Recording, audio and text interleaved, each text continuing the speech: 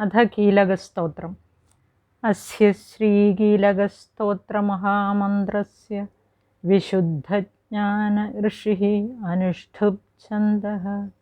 श्रीचण्डिका देवता क्लां बीजं क्लीं शक्तिः क्लूं कीलकम् श्रीचण्डिका प्रसादसिद्ध्यर्थे जपे विनियोगः। अथ ध्यानम्। शोणप्रभं सोमकलावतंसं पाणिस्फुरत्पञ्चशरेषु चापं प्राणप्रियं नौमि पिनाकपाणे कोणत्रयस्थं कुलदैवतं नः। अथ स्तोत्रम्। ऋषिरुवाच। विशुद्धज्ञानदेहाय त्रिवेदी दिव्यचक्षुषे श्रेयप्राप्तिनिमित्ताय नमः सोमार्धधारिणे। सर्वमेतद्विजानीयात् मन्त्राणामभिकीलकं सोऽपि क्षेममवाप्नोति सततं जपतत्परः। सिद्ध्यन्त्युच्चाटनादीनि वस्तूनि सकलान्यपि एतेन स्तुवतां देवी स्तोत्रमात्रेण सिद्ध्यति। न मन्त्रो नौषधं तत्र न किञ्चिदपि विद्यते विना जाप्येन सिद्ध्येत सर्वमुच्चाटनादिकम्। समग्राण्यपि सिद्ध्यन्ति लोकशङ्कामिमां हर। कृत्वा निमन्त्रयामास सर्वमेवमिदं शुभम्।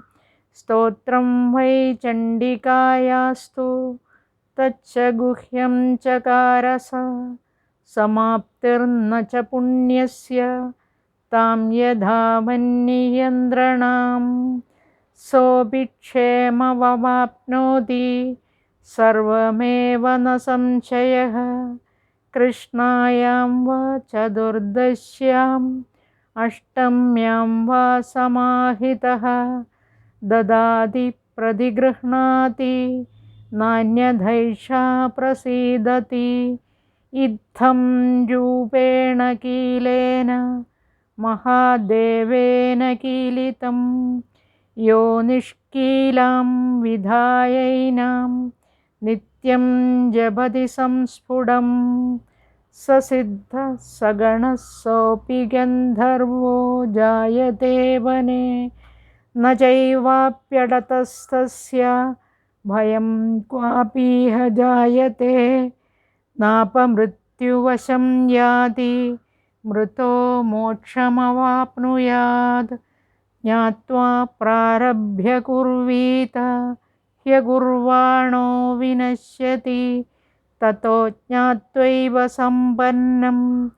इतं प्रारभ्यते बुधैः सौभाग्यादि च यत्किञ्चित् दृश्यते ललनाजने तत्सर्वं तत्प्रसादेन तेन जाप्यमिदं शुभम्।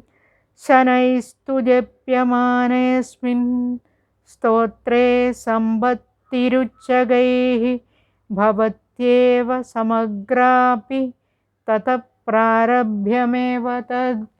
ऐश्वर्यं यत्प्रसादेन सौभाग्यारोग्यसम्पदः शत्रुहानि परो मोक्षः स्तूयते सा न किं जनैः।